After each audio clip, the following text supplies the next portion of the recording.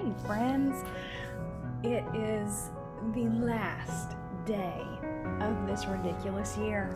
I thought it would be a lot of fun to do a little bit of a flip through my 2020 Makselife.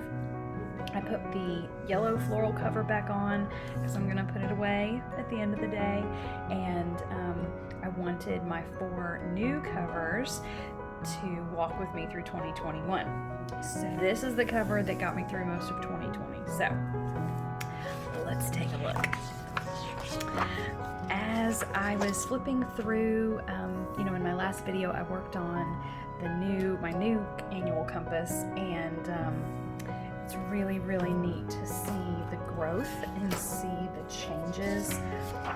And amazingly, even with everything that pandemic life brought into our lives and dredged up, I still made gains in each of these things. And I was thinking about, like, in terms of financial and in terms of fun and recreation, it's not that I'm necessarily having so much more fun at this point in 2020 than I was at this time of year in 2019.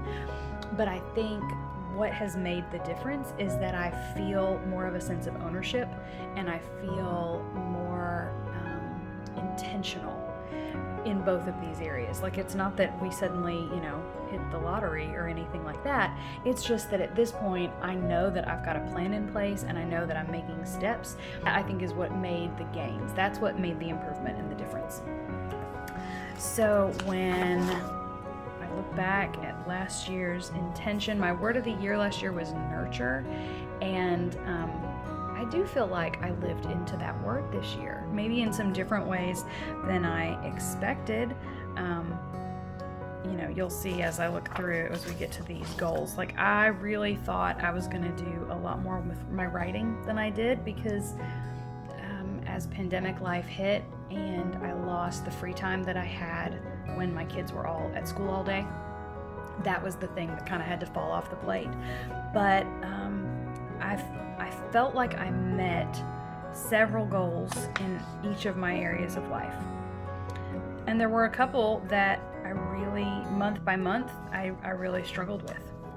But, I thought this was interesting. When I looked back at my vision page, I feel like a lot of these things stuck with me, again, even though it was in kind of a different way than I expected.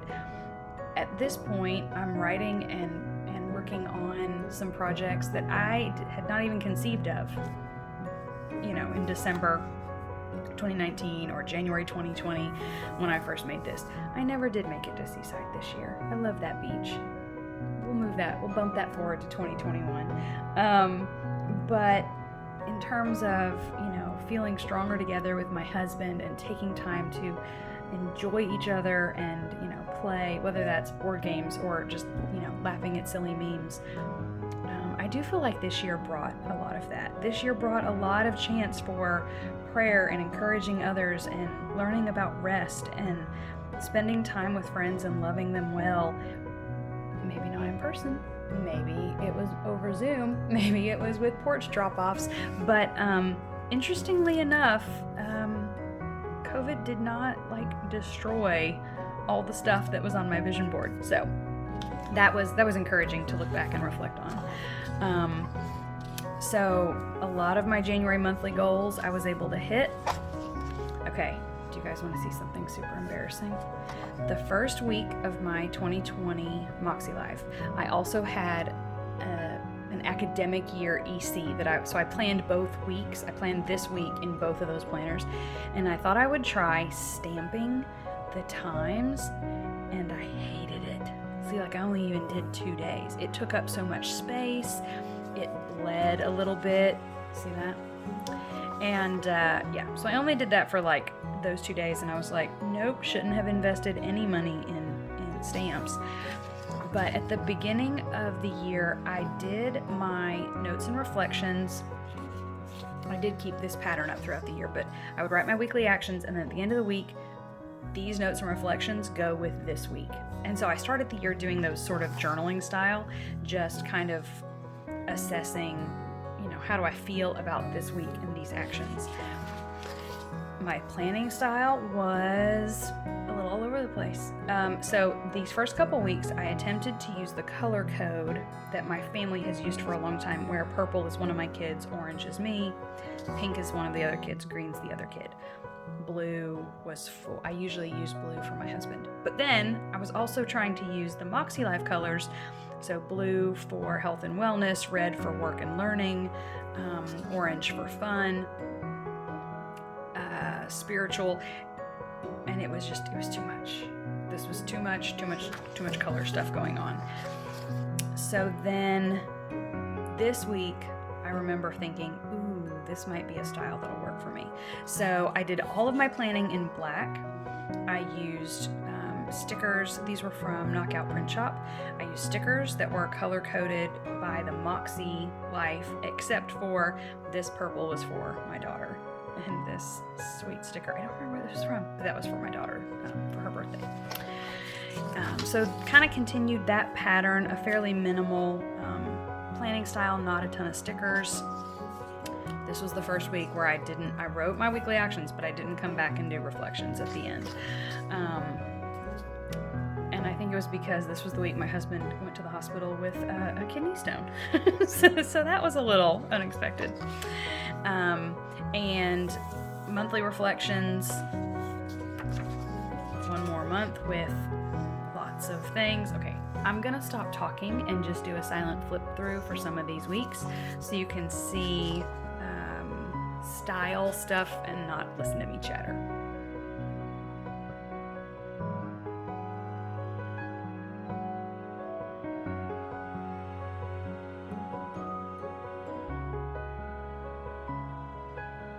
Okay, this is the week that things started shutting down in my area. This was the first big cancellation, which was so sad. My husband's half marathon he'd been working toward for a really long time. And so I went into survival mode.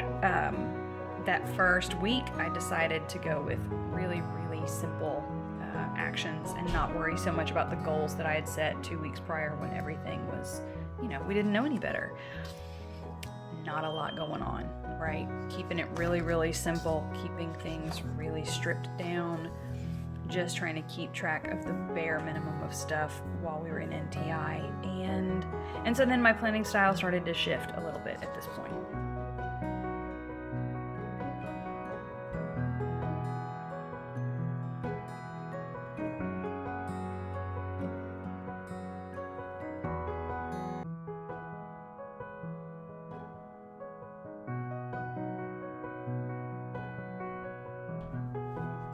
I still kind of like the way this layout turned out. So when I first set it up, all that I did was gray highlighter stripes here to divide into my categories: to-dos, work, fun and recreation, and dinner.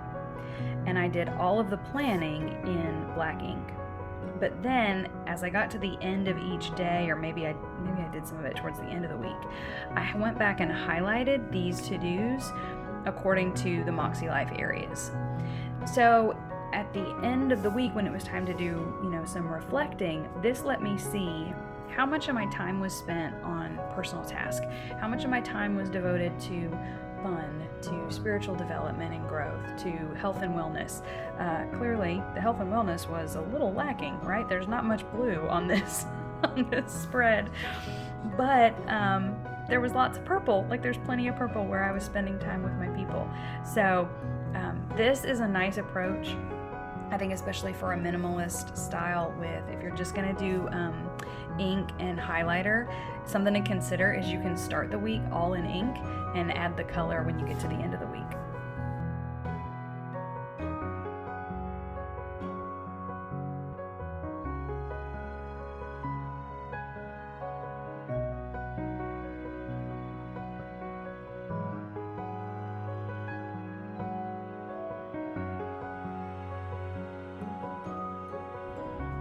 This monthly spread makes me really sad because this was the week of summer. We had planned all of our kiddos' camps, and everything had gotten canceled.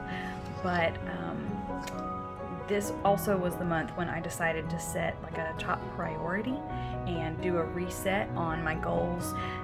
I didn't want to go back to my annual goals from January and cross things out because I thought I may still meet some of those, but I do want to adjust my expectations for the year. I think at this point it just kind of became aware to us that we were kind of in this for the long haul. I look back at my journal from March when I was like, so we're just going to shut school down for like 2 weeks and then everything will be fine. Oh, sweet, naive child. The things that I didn't know, right? Anyway, this was really helpful, and focusing on like a top priority was helpful. So I'm excited that that's a feature in the 2021 planners, is that each set of monthly goals has a spot to name your focus. I am really looking forward to setting that up. Obviously, I haven't done January 2021 goals yet, but when I do, I'll let you know how that goes.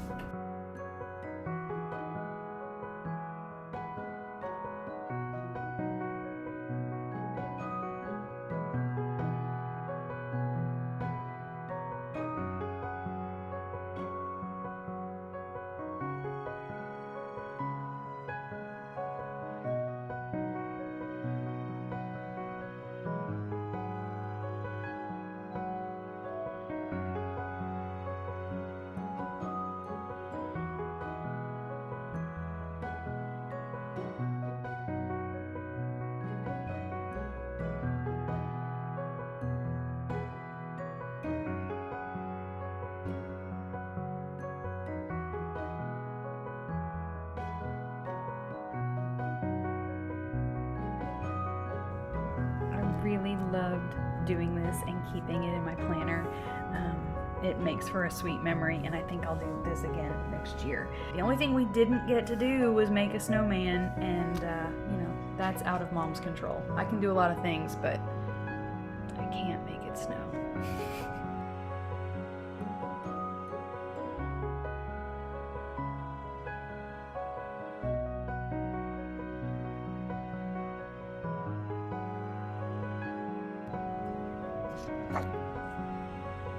Well, there we have it. We got to the end of the year. I did December's reflections today and worked on my quarterly compass.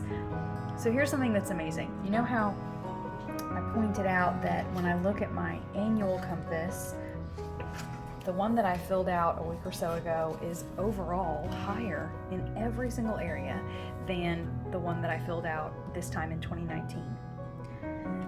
Like, phew, super happy, all the good things. And yet this quarter, all my scores are down. But what's amazing is like my score for sort of overall satisfaction for this month is still pretty high. An 8 is still pretty good. So here's one of the things that I've concluded. And this is very similar to something that Sierra pointed out in the goal setting series that they're doing on YouTube. If you haven't caught those, definitely go over there and catch those replays. They're great. But she talks about the fact that these are gonna fluctuate. There's gonna be times when these go up and times when these go down. Life is not static, and that's kind of the whole point. For me, the big takeaway this year is that it's not going to be just some benchmark to achieve. We're gonna hit this benchmark and then that's it, we stay there forever. It's gonna be more continual than that. It's more of an investment mentality.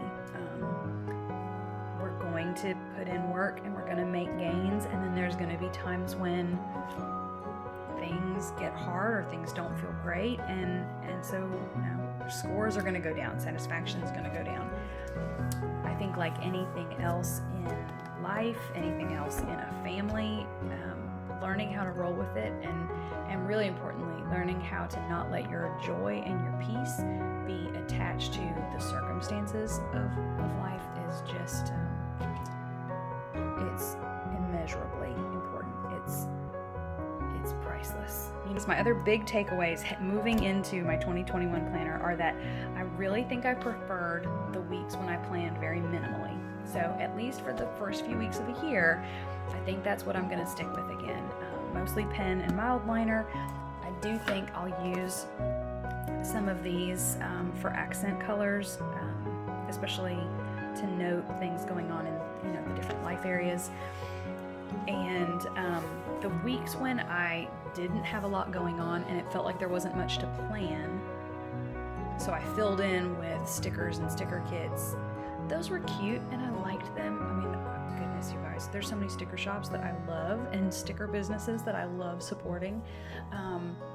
But one thing that I'm considering is that maybe I'll try to scratch my sticker itch by using those in the notebook that I use for daily planning. On occasion, when a day feels super busy and I need to do a breakout list, I use like a kind of a dot grid notebook. So I think that's it in terms of my big takeaways and my reflections for the year. But thank you for watching. I hope whatever you have planned for the end of 2020, that you have a day that is safe and that is joy-filled, and that we kick off 2021 with the hope that it deserves. Bye guys. See you next time.